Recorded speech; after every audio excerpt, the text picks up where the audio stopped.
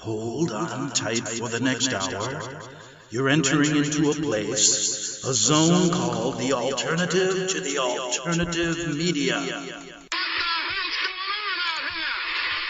It's a place, a special place where even truth seekers fear to tread. All right, people, let's move like we've got a purpose. Affirmative. Okay, glad you're back on the Investigative Journal on this March 14th, 2017 day on our calendar.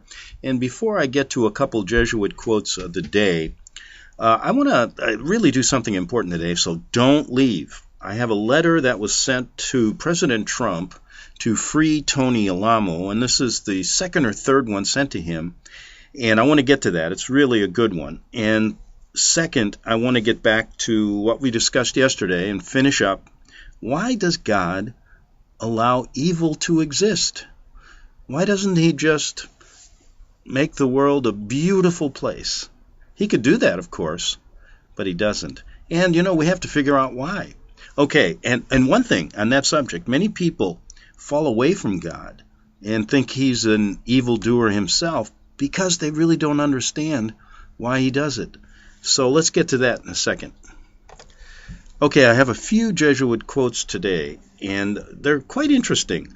Now, yesterday I discussed a lot about the Abraham Lincoln assassination and the Vatican connection. So let's start with one from Abe Lincoln that you may not have heard. He said this: "So many plots have already been made against my life that it is a real miracle that all have failed. When we consider that the great majority of them were in the hands of the skillful Roman Catholic murderers, evidently trained by the Jesuits." That was from our 16th President of the United States. And the thing I can't really understand is if there's solid evidence that there was a conspiracy hatched up by the Jesuits, why we still allow them to run around like they're the greatest educators in the world here. Don't you think they've done it since then and are controlling what's going on today in many different walks of our life? Yes. So we have to have the people in power in bed with them. It can't be any other way. Okay, I have another quote here. Just a second. Let me get it. Okay, now this one's even more interesting in a sense because it comes from someone you wouldn't expect. H.G. Wells, you've heard that name before. He's a famous author of modern, American author of modern times. He wrote a book called Crux Ansata, an indictment of the Roman Catholic Church. And I have a couple quotes, one from that book and two from that book. One he made regarding Belize. He was talking to the people in Belize. That's a country, where that's at. And let me read that. He says, quote, "Through their dominance in the educational system, the Jesuits and the Church have controlled the collective Belizean mind. Mind control is the next best thing to slavery. Some even argue that mind control is a more effective, efficient system than physical slavery. Thus, the single most suicidal move you can make politically in Belize is to attack the Roman Catholic Church." Unquote. Now, isn't that interesting? Because the suicidal thing that we talk about when we talk about the persecution of the Alamo ministry is their basically outing of the Vatican and the Catholic Church like we do on this show. But they did it in such a way that they were sending millions of brochures all over the world, alerting people to the enemy within, the Jesuit order as well. And that's what put Tony Alamo in jail for 175 years for crimes that he didn't commit. Now, I've got another quote here from H.G. Wells. He says this, quote, "Not only is Rome the source and center of fascism, but it has been the seat of Pope Pius XII, who, as we shall show, has been an open ally of Nazi-fascist Shinto Axis since his enthronement. He has never raised his voice against them. He has never denounced the abominable aggressions, murder, and cruelties they have inflicted upon mankind, and the pleas he is now making for peace and forgiveness are manifestly designed to assist the escape of these criminals, so that they may launch a fresh assault upon all that is decent in humanity." H.G. Wells, from his book Crux Ansata, an indictment of the Roman Catholic Church, and that was in chapter 1. Okay, let's move on with the show, and I want to get to this letter that was sent to Trump recently to free Pastor Tony Alamo. But before I do that, stick around, it's a good letter. I've got a website out on the web called freetonyalamo.com, and for a long time now, a number of months, excuse me, we've been trying to get attention to free Tony Alamo, and many hundreds of people have signed the petition, which we are going to get to President Trump. And Tony, if you don't know much about it, excuse me, Tony Alamo and his Christian ministry have been targeted for more than 40 years by the U.S. government agencies, including but not limited to the FBI, the BATF, CIA, and IRS. FBI informants have come forward with sworn testimony. They were hired to frame Pastor Alamo for his biblical and his political views. The sworn testimony was not allowed in his 2008 criminal trial for violations of the Mann Act, in which close examination of the trial and appeal documents indicate a miscarriage of justice in the worst degree. Furthermore, the ministry has been falsely depicted as a cult by government officials in an orchestrated media campaign of the ruling elite and Vatican-controlled powers in our government. Our goal is to have the 82-year-old pastor released from prison immediately. He has already served more than 8 years of 175 sentences. Incredible, for crimes he did not commit. He is presently in poor health, legally blind, and needs proper medical care, so we're trying to get him out this year. You know why? The Obama administration had allowed illegal immigrants to run free on our streets to kill our own people. Our same government has made an innocent Christian pastor a political prisoner simply because his views differ from those in power, both in government and on the ecumenical pulpits. None of them want to talk about the Vatican influence in our government and what they're really trying to do behind the scenes. You know, as I said before, I've covered this story for more than a decade and view it as a travesty of justice that must be corrected, since it shows categorically that freedom of religion and speech do not exist here. And I've pointed out many times, our leaders, including Trump right now, allow radical Islam to be fomented through charter schools to the tune of over $500 million in taxpayer money. And that's okay. They also allow radical Islamic groups to own property here. If you go to a place called Islamburg in New York, upstate New York, there's a group up there that the FBI have monitored, and that's not good enough. They should be kicked out. Who actually are marching, they have weapons, and you're hearing them say there's hundreds of these people up there going, "Death to America." Now, they've also monitored over 30 of these groups all over our country. And I asked the question, why don't they kick them out? And you know what the response was? They're not considered a legal terrorist group. Well, what the hell is that? Look what they're doing. But you put a pastor in prison just for talking about the truth about what the Vatican and Jesuit order are doing and how the media and the complicit government now works right with them. That's why he's there. Okay, so go to my website called freetonyalamo.com. You can read about it. There's a number of articles there. You can also go to alamoministries.com, and you can get articles there which give the ministry side of the story, which you never hear about in the media, right? Never. And when you look back at how this last raid in 2008 was orchestrated, it was amazing. Because right after that, every one of the major news networks, that's ABC, CBS, NBC, all covered it as front page news. It was the headline story on all the nightly news channels. And the reason is they wanted to convict him in the public arena. And I'm telling you something, if that's what they can do to him, they can do it to any of us. Because remember, the Jesuits in the Vatican, even though they won't tell you, say this: if you're a heretic, if you talk against them, it is okay for you to be killed. All right, so go to freetonyalamo.com. You can punch on at the top of the page there, just click on a link and it'll take you to a petition site. You can sign that, leave a message. Hundreds of people have. One of the most recent ones, very small, Carol from the United Arab Emirates said this: "Free Pastor Tony Alamo, he is innocent. Do not allow an innocent man to be left in prison. He is in horrid conditions and he's not being treated with care.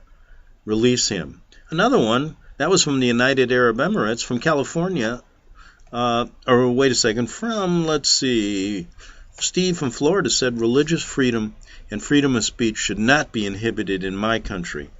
Rosa from Oklahoma said something a little bit longer. He said, "I believe that there has been an injustice done to Pastor Alamo. I read the letter from Christian FBI agent and agree with him. Obama's administration was out to kill or incarcerate anyone they wished.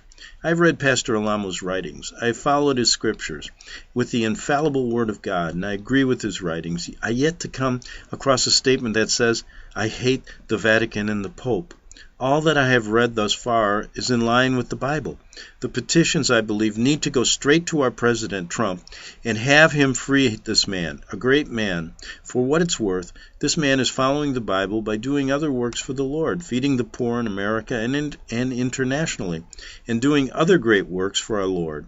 I'm amazed. We need the pastor in the front lines of God's soldiers. He is truly a man of God. God bless his works in the abundance. God bless our president, and God bless America. Thank you for taking the time and reading my petition. Thank you, God, for freeing Pastor Alamo to continue in your works." Okay, so there's just a couple comments on the petition we're going to get to Trump, and hopefully he'll understand that this man needs to be released. Okay, now let me read a letter that was recently sent to Trump regarding Pastor Alamo, and I think you should listen to this. "To President Trump, and to whom it may concern, hopefully somebody will do something here. There are a great many people around this world who cannot understand and would like to know why World Pastor Tony Alamo is being treated as if he were a terrorist, a hardened criminal. Let us consider the crimes he has committed and in his prison and being persecuted for. 1. His love for God, Jesus Christ, his fellow humanity, human souls, and his country. 2. His having enough concern for his fellow man to feed and clothe complete strangers of any belief who are in need and are asking for help. 3. He is not only telling people the truth of the gospel of Christ, but also housing, feeding, taking care of all their needs, i.e., clothing, medical and dental expenses, schooling, transportation, spiritual counseling, Bible study, and 24-hour emergency counseling, as long as they want to serve the Lord and keep his commandments." I could go on and on. Wow, that's interesting, because let me make a comment here. Let me make this one comment. I should emphasize that a majority of Tony's work and his ministry's work was not directed at just pure criticism of the Vatican and our government. That was just one part of it. But all the things that this lady had mentioned. And if you go to that website, freetonyalamo.com, there's a little 6-minute video about really what this ministry is all about. Just scroll down to the bottom. But let's continue. She says, "I've known Pastor Alamo for nearly 47 years and knew his late wife Susan both personally. Better friends I've never had, always there to help physically and spiritually, 24/7. And let me add that I got to know Tony as well, and I really enjoyed doing a lot of radio shows with him." Okay, so she says that, listen, I've known him personally, but better friends she never had, and he was always there to help me physically and spiritually, 24/7. A terrorist? Tony Alamo loves his country and is most patriotic person I know. He is totally for the Republic of the USA. He was in the Navy and part of one of the top companies of servicemen of his time. No, he's not a terrorist, quite the opposite. So why is he being held in prison, full of terrorists, and being treated worse than all of them? Tony is totally blind. He is 82 years old and suffers from diabetes and heart problems. His personal belongings were stolen numerous times. The authorities will not replace anything, and wouldn't even let his wife send him a replacement pair of eyeglasses when he could see a little. They are at this present time inflicting psychological and mental torment on him. What has this world come to? And what has my beloved USA come to? Is this with liberty and justice for all? A jury could not find Pastor Alamo guilty because there was absolutely no evidence. Yet he's been sentenced to federal prison for 175 years.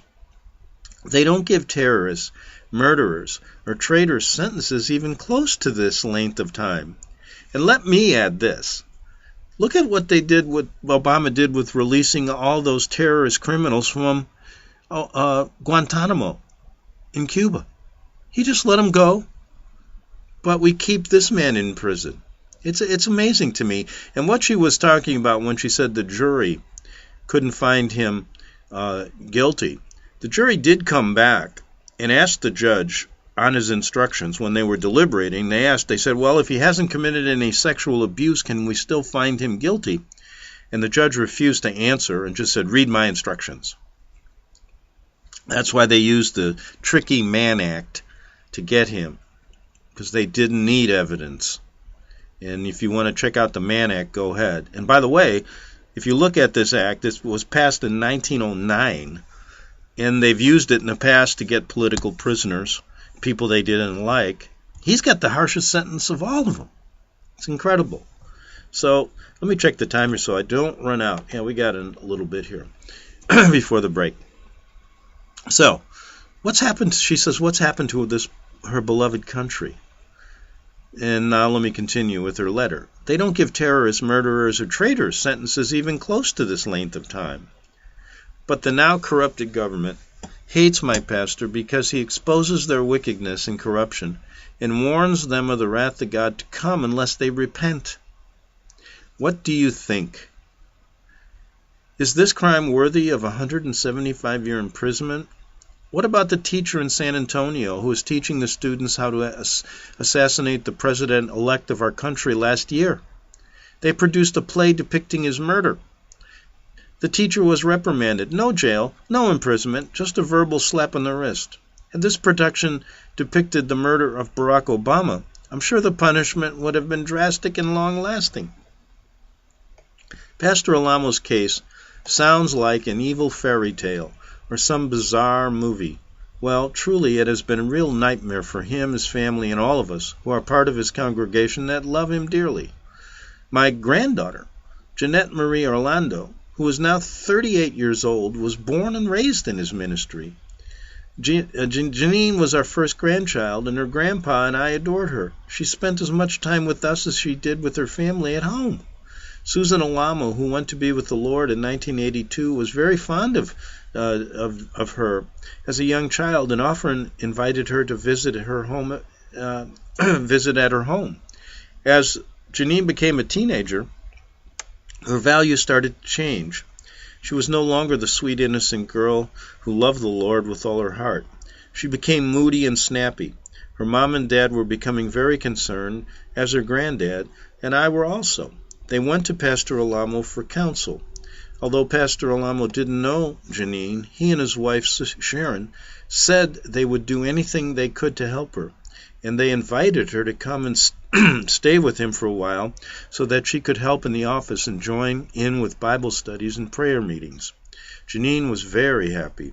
She had secretarial skills, she loved swimming and helping with the animals, and all of the activities. Everyone at Pastor's house treated Janine with kindness, and soon we all noticed a good and positive change taking place, which made us very happy and thankful. One day, Tony and Susan and the sisters in the office loaded up in the car and headed up Highway 71 into town for some shopping and to take care of some errands. Suddenly, a large utility truck came down the highway, speeded up, and headed straight for their car, nearly hitting them head-on.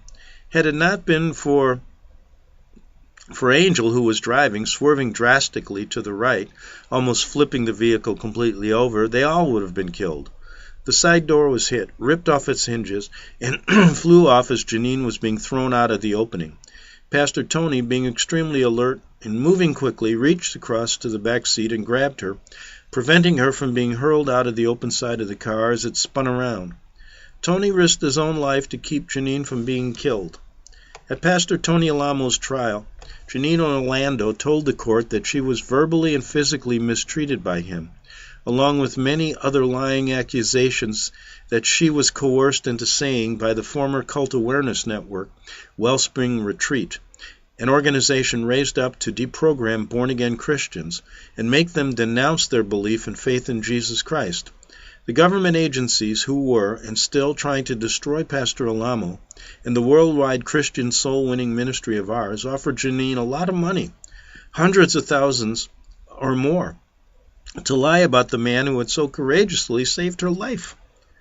I must also tell of an account which finally led to the dismissal of Janine from our church. Jean went to Pastor Alamo and dramatically told him that her father, Joey Orlando, had molested her as a child, and as she grew older, had sex with her often. Because Pastor Tony never dreamed anyone would lie about such a horrifying set of circumstances, and because no morality of any kind is allowed or even has been in his ministry, Pastor Tony told Joey that he had to leave the church. Jean's mother, my daughter, Lenore, took our children and left also. She was completely in shock. You tell me, what kind of person would deliberately tell such a diabolical story about their own father if it wasn't true? Several months later, Jean went to Pastor Alamo and told him it was all a lie about what her father had done to her. But the damage had already been done. Not long after all of this, she was put out of the church for her conduct and continuous lies. It is horrifying that my granddaughter is a pathological liar. She not only destroyed the lives of her family, but many precious families in the church with her lies. The children were taken by force from their upstanding parents who loved the Lord and loved and cherished their children. A first published news report was that the children that were taken from their families from the Alamo Christian Ministries were brilliant. There was no sign of any mental or physical abuse. They were happy, friendly, well-adjusted children who loved their parents, their families, and their church. The article was only published one time. My husband and I drove a follow-up vehicle on nearly every trip that Pastor Tony, his wife Sharon, and family took to California for business to visit the ministry there and for Tony to see his cardiologist. He had a heart problem for years. This was one of the trips that they used to bring the false accusations that Pastor Tony had an illicit affair on the bus while traveling to California. Most of the other counts involved the travel of a few young women, which traveled separately and apart from Tony. He did not even travel with them. My granddaughter made up one of the trips that happened. I was there. They are all filthy lies. I rode on the bus when my husband took his turn driving. Pastor Tony's wife was right there also. They conjure up such filthy things because that is how they fantasize. At Pastor Tony's trial, the jury could not find him guilty because there was no evidence to prove any of the accusations. When the jury asked the judge what they should do, he said, "You know what to do. Follow your instructions." We paid our attorneys a lot of money to defend our pastor and church. When they were asked why our witnesses were not being called to testify and why they were not defending Pastor Tony, their answer was, quote, "If we told the whole truth of this case and defended Tony and the church accordingly, we would be tarred and feathered." They were simply afraid. Please, in the name of God in heaven and everything that is decent and true in life, help release Tony Alamo. Mary Ann Barnett.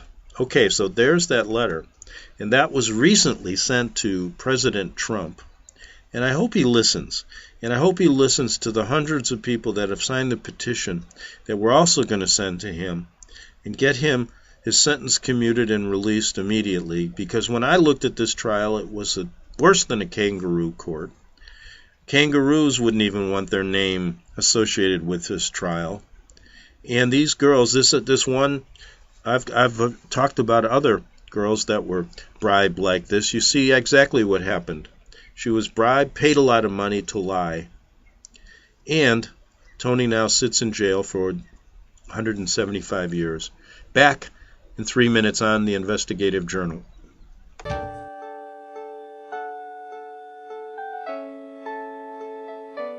The program you are listening to is 100% sponsored by you, the listener, on this First Amendment Rights Media channel.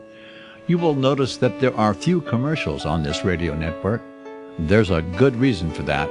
Corporate advertising dollars come with strings that limit program content. So without your help, these programs cannot continue on internet or our several affiliates. If you benefit by the educational law programs, we ask you to give.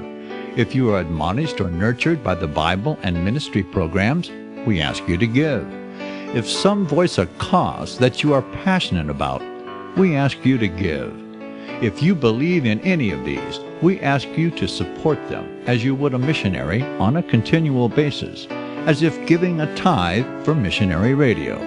These programs are not commercially viable and must be supported by those faithful to the cause of truth.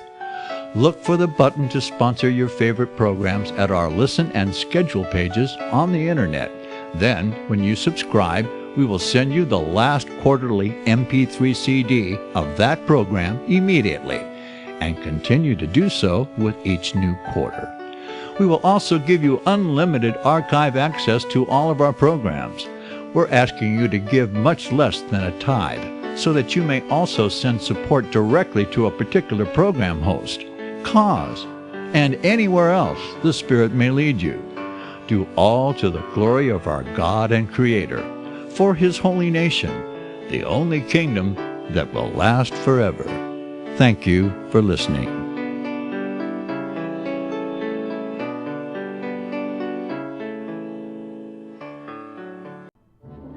The book of Revelation says, "The spirit of prophecy is the testimony of Jesus Christ." This is at the very heart of FirstAmendmentRadio.com. In that spirit, we have created the Prophecy Reality News app for all of your mobile devices, streaming First Amendment Radio 24 hours a day, 7 days a week. Available for your Apple, Android device, and smartphone, absolutely free. Get the Prophecy Reality News app installed today, so you can listen to First Amendment Radio wherever you are. The Prophecy. Since the beginning of time, kings have sought it, nations have fought for it. It has been traded, it has been borrowed, it has been purchased, it has been stolen. There's a reason for it. To secure the blessings of liberty to ourselves and to our posterity. Invest with the security of gold and silver. Call Discount Gold and Silver Trading at 1-800-375-4188 or visit discountgoldandsilvertrading.net. Listen to Financial Survival with your host Melody Cedarstrom right here on FirstAmendmentRadio.com at 4 p.m. Eastern or 1 p.m. Pacific Time. Visit discountgoldandsilvertrading.net or call Discount Gold and Silver Trading at 1-800-375-4188. Toll free 1-800-375-4188.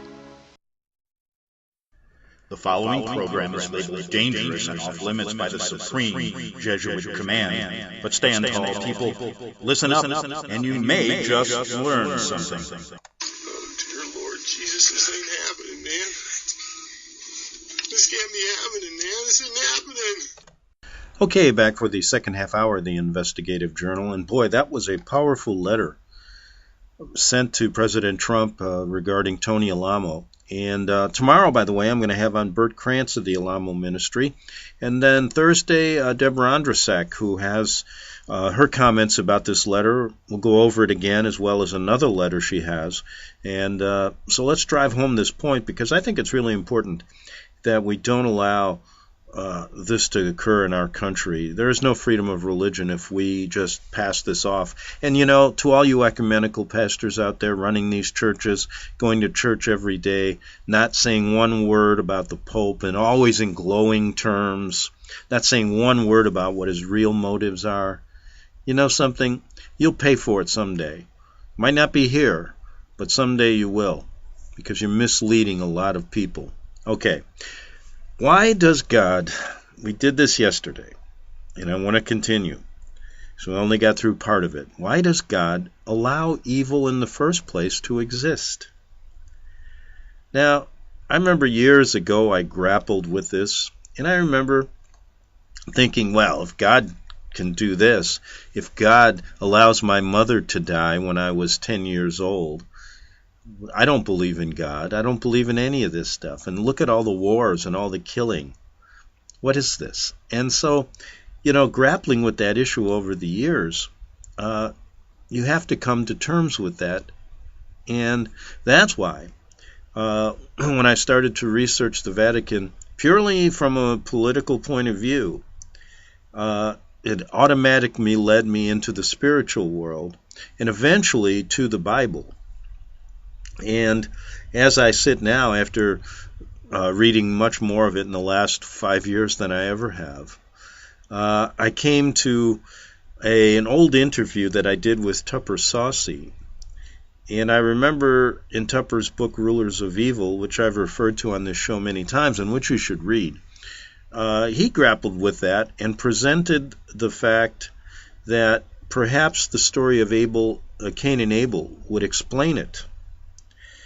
And so I remember talking to Tupper on the telephone, and he told me to really read this chapter because I grappled with that question with him. And he said, read this chapter and tell me what you think. Because he said, I know there's other interpretations of Cain and Abel, but please read what I wrote and then tell me what you think. So I did. And now I'd like to present the second portion of what I started yesterday regarding, does the story of Cain and Abel help us understand why God allows evil to exist? Okay, yesterday we left off. Now, in the first part of this chapter, which I was reading, Tupper Saucy was comparing the story of Cain and Abel to a mythological story of Marduk that was copied from it, and go and look at that. So we left off with this question of what was God going to do with Cain, who now has killed his brother, and God is upset about it. So let's pick it up there. Well, outraged by Abel's spilt blood, that's probably what moved God to banish Cain. That's what moved God to banish Cain from his accustomed habitat forever. Just as Marduk demanded protection from the monsters he had been asked to control, Cain demanded protection from possible assailants in his exile. Now, God graciously accommodated Cain by setting a mark upon him, which made Cain 7 times more powerful than any mortal competitor. And my question was always this: why would God do that? He definitely had a plan. And so let's look at perhaps what this story in the Bible tells us. So God puts a mark upon him. This is from Tupper Saucy's chapter 24. Upon him, which made Cain 7 times more powerful than any mortal competitor. The mark served as the very powers and insignia of kingship. Anu had granted Marduk. This empowered Cain to rule all human beings likely to challenge his protective mark. Being unafraid of Yahweh's name, beings who shared Cain's environs out of the presence of the Lord. Armed with this mark, Cain began the rulership of evil. The Bible accounts for Cain's movements after his ordination. He took a wife and sired a son. Then he built a city and named it after his son Enoch. Centuries later, Enoch disappeared under the silt of Noah's flood. It passed from memory to mystery to oblivion, until the 1840s, when archaeologists, following the Bible's description of Babylonia, began excavating in present-day Iraq. Along the Euphrates River near Al-Qadir, they discovered numerous strata of ancient settlements. The deepest stratum, beneath which there was nothing but bedrock, had called it Unuk, U-N-U-K, was founded on the oldest bricks.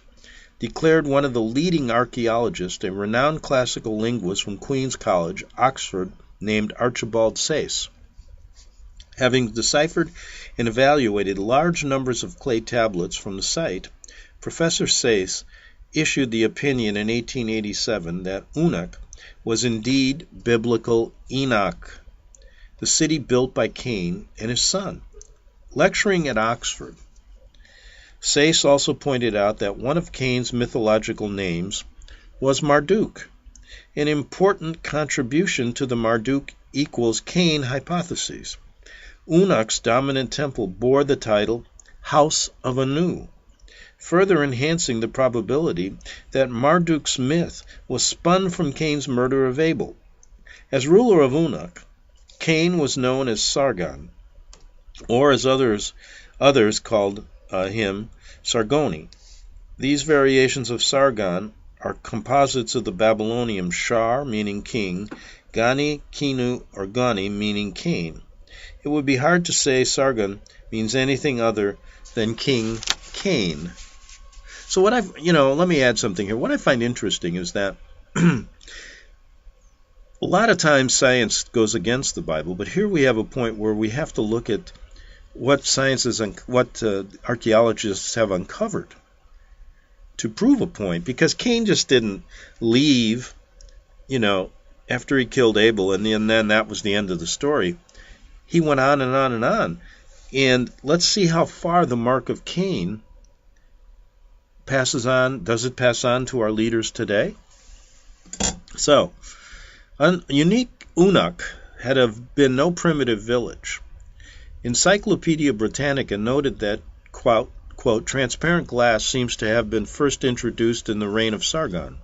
Sargon built a metropolis of enormous complexity, but what astonished archaeologists most was the city's miraculous historical suddenness.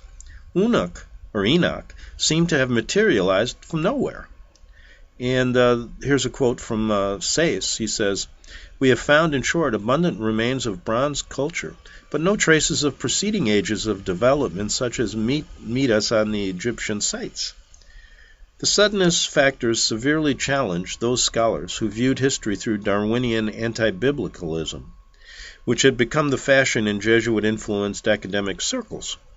To fit evolutionary theory, Enoch should have evidenced development from a much older civilization. As a contributor to the London Times' prestigious Historian's History of the World grumbled, "Surely such a people as this could not have sprung into existence as a deus ex machina, a person or thing introduced or appearing unexpectedly so as to provide an artificial and contrived solution to an otherwise insolvable problem. It must have had its history, a history which presupposes development of several centuries more. But Enoch, as a social organization, had no previous history. This maddening circumstance drove the British Museum's H.R. Hall to rationalize that its ready-made culture must have been brought into Mesopotamia from abroad. Modern anti-biblicists find it easier to accept that Enoch's sudden complexity came from other galaxies than from something as simple as acquiring divine intelligence from biting into a piece of forbidden fruit. Of course, eating the fruit of disobedience is how the Bible explains the suddenness factor. Cain had extraordinary powers because he inherited from his parents the knowledge of good and evil, which the trickster had encouraged them to obtain at the price of eternal life. In Mrs. Bristow's words, quote, "Cain was born and bred in the atmosphere of the miraculous. His parents were possessed of supernatural knowledge, some of which must have been imparted to their children. King Cain was no primitive chieftain. One of his many autobiographical inscriptions, he boasted that, in multitudes of bronze chariots, I rode over rugged lands, I governed the upper countries, and 3 times to the sea I have advanced. A brilliant, well-organized military emperor, the prototypical Caesar, Cain controlled a vast empire. The Cambridge history tells us he divided the imperium from the Persian Gulf to the Mediterranean, from the rising to the setting of the sun, into districts of 5 double hours, march each, over which he placed the sons of his palace. By these delegates of his authority, he ruled the hosts of lands together. Cain's empire was founded on slavery, the inevitable result of one man's retributive power exceeding all others sevenfold, the power that God gave him. For the most part, however, it appears that Cain exercised his advantage in the public interest. Professor Sayce tells us that his empire was full of schools and libraries, of teachers and pupils and poets and prose writers, of the literary works which they had composed. Furthermore, the empire was bound together by roads, along which was a regular postal service, and clay seals which took place. The stamps are now in the Louvre, bearing the name of Sargon and his son. It is probable that the first collection of astronomical observations and terrestrial omens was made for a library established by Sargon. The insignia of power and kingship did not vanish with Cain's death. Cain built the original city. With his son implies that the mark was intended to be an hereditary entitlement. This is important, folks, because it just didn't end with Cain. And we can see that if we look at Cain establishing this first ruler, isn't it interesting that he did a lot of good things? And we have to ask why. Okay, we'll find that out in a second. Cain built the original city, so we have this hereditary entitlement moving on. The son's name implies that he received the power of the mark from his father. Enoch, in Hebrew, means the initiated, to be inducted by special rites, to be instructed in the rudiments of the principles of something. Scripture implies that Enoch, and perhaps Cain, in turn initiated other deputies and successors. 4 generations after Cain's birth, we find Enoch's great-grandson, Lamech, Lamech, still exercising, in fact, augmenting the prerogative of divine vengeance. Lamech said to his wives, Ada and Zillah, "Listen to me, wives of Lamech, hear my words.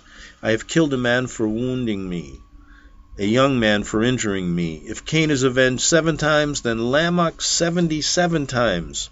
So, according to the Bible, the power, this oath, this protection that God gave, is increased as the generations go on. Receiving authority, and what Tupper Saucy is trying to do here, and I know I've read a couple other researchers doing the same thing, is trying to make the connection to modern day rulers following the same protection. And we'll see it's a limited protection, though. And a couple of their, what they have to do to keep it is interesting. Follows what they do today. I'll get to that. Now, receiving authority to govern requires taking an oath, which binds the initiate to a code of rights and responsibilities. Interestingly enough, our word oath is cognate from the Hebrew, pronounced oath, which is the word translated mark at Genesis 4:15. The Lord set a mark upon Cain. Knowing this, we may accurately say the Lord put Cain under an oath visibly represented by the various insignia governments display. The mark then stands for a covenant between God and Cain. It is not the all-encompassing sort of covenant which God struck with the humbly obedient Abraham. And Saucy will establish my covenant between me and thee. Or this is the one, let me quote this. And I will establish my covenant between me and thee, and thy seed after thee and their generations, for an everlasting covenant, to be a God unto thee, and to thy seed and thee. Cain's unwillingness to obey the letter of God's commandments made him unfit for the intimacy or this covenant that Abraham had with the divine. In Cain's own words, he said, "From thy face shall I be hid." So what he's saying is, I'm being hidden from God's face. Yes, so Cain's unwillingness doesn't give him that covenant that God had with Abraham, right? But there's another one he gave, and it's leading us to understand why he allows evil to exist. The exile covenant was strictly limited to assuring God's vengeance against anyone who would threaten Cain's life. In matters of wisdom, correction, instruction, or righteousness, Cain was on his own.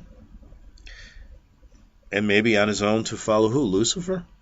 Maybe that's what they do today, right? He was on his own if he should try to attack the peaceful. The mark was a covenant of retribution only. Early on, Cain saw there was great profit, though, in provoking assailants. The more enemies, the more spectacular the displays of vengeance. The more vengeance, the more justice. The more justice, the more power to Cain. A more powerful Cain could do more excellent public works. Thus it became essential to the self-interest of the bearer of the mark, which remains to this day a first principle of ordered government, to provoke and encourage evil-doing, particularly the form that manifests itself in rebellion. So do you get it? If you can provoke assailants, provoke enemies, the protection is there, right? And by this protection, then you can do a lot of good. So that's exactly what they're doing today. You can try to do a lot of good by providing. That's kind of a deception what they're doing, right? What Cain did and what everyone that followed Cain is doing. Cain terrorized evil with awesome dependability. His faith that God would avenge his enemies made him a highly reliable public protector.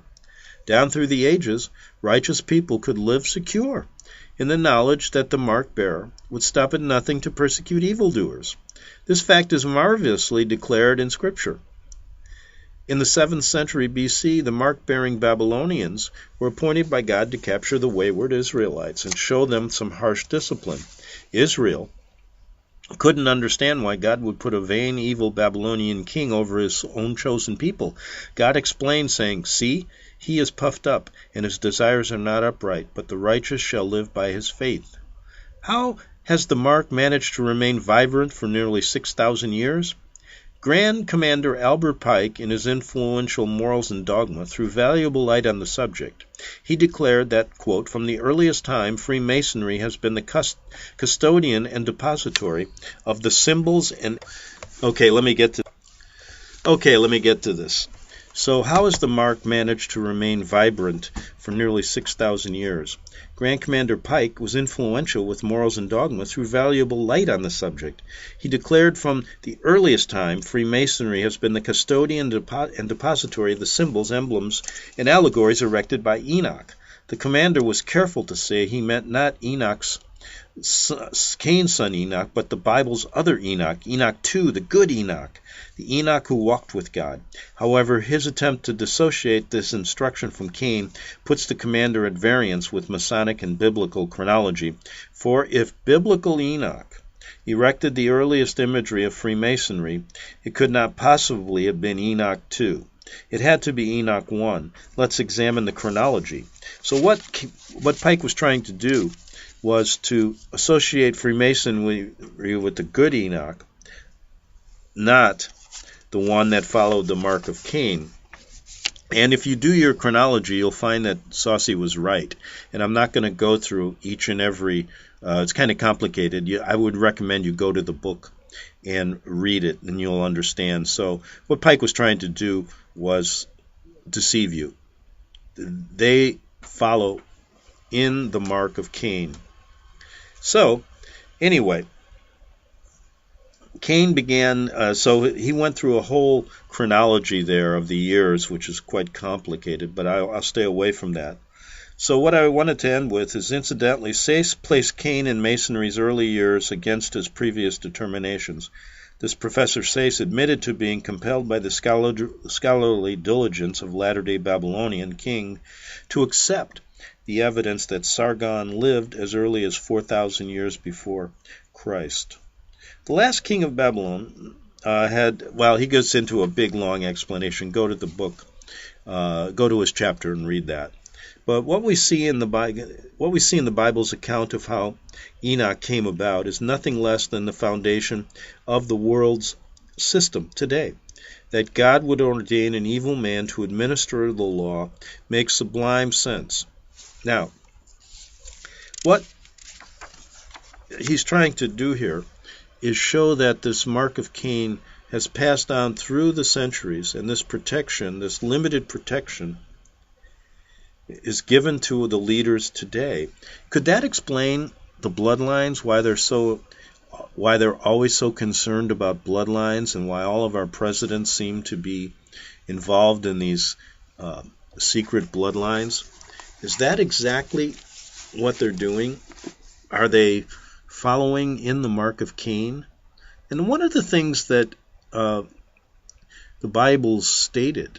And what God stated was that Cain and the followers of Cain had to make their plans known. They had to make themselves known. And so they do. That's why we see all these secret societies and all these messages that come out in subliminal terms now. Or that's why we see all of the caricatures on the Capitol building and all of the things they put right before our eyes. But our eyes aren't, if you're not following the Word of God, you can't see them, correct? So they tell us who they are, and that is mandated to allow them to have this protection. And that, to me, explains why they even go to great lengths of doing it in Hollywood movies. They have all their secret signs and symbols, and they're doing it today. So, in a sense, I hope this helped to give you a better understanding of why God allows evil and how it plays out as in the world and how it plays out today. And I think as we go on, we'll see that Bible prophecy also tells us what's going to happen in the future. And I think it's important. Now, you may have differing of opinions on what the story of Cain and Abel is. If you do, please email me at gregbeacon@gmail.com, and we can talk about it. But I thought by reading this book, it gave me a better understanding of what is happening in the world today and how it related to the Bible. Okay, so I recommend you go to Tupper Saucy's book, Rulers of Evil, chapter 24, read it, and put it together with some of the other things that he states. I think it's a well-documented book. And I remember when I talked to Tupper on the telephone, he said, it's just the beginning of the research that he wanted to do, and he encouraged others to follow and to do more to uncover exactly what the rulers of evil are up to. And unfortunately, Tupper died not long after he came on my radio shows. And unfortunately, he was in the process of working on some other books. And but he did leave something really important, and I really enjoyed looking at the story of Cain and Abel, and in the way he tried to interpret it. Okay, we're going to take a break. Take a break. We're all done today, Greg. This is the second half hour. So we'll be back tomorrow on the Investigative Journal. Hope you enjoyed the show. See you tomorrow, and have a good evening. Visit crosstheborder.org, CROSS, crosstheborder.org, to get your print, EPUB, or PDF version of the book, The Rapture Will Be Canceled. That's crosstheborder.org. I know you all want answers, and believe me, so do I, and I'll do my best to get them. Despite Nicolas Cage's promise to do his best to get left behind rapture answers for us, don't hold your breath. Not everyone believes Left Behind is true prophecy. Some may even regard as conspiratorial the mainstream re-release of the Left Behind movie, with actor Nicolas Cage portraying the main character, as an attempt to further reinforce in the minds of all this perception of false prophecy, in order to condition the masses for the play about to begin. If you want true Bible prophecy answers, get the book, The Rapture Will Be Canceled. The author exposes the Latin rapture origin, the 7-year tribulation deception, true Bible revelation of Daniel's 70 weeks, the abomination of desolation, the restrainer, America in the Revelation, the image of the beast and the mark of the beast, and the truth about God's chosen people, and so much more about Bible prophecy.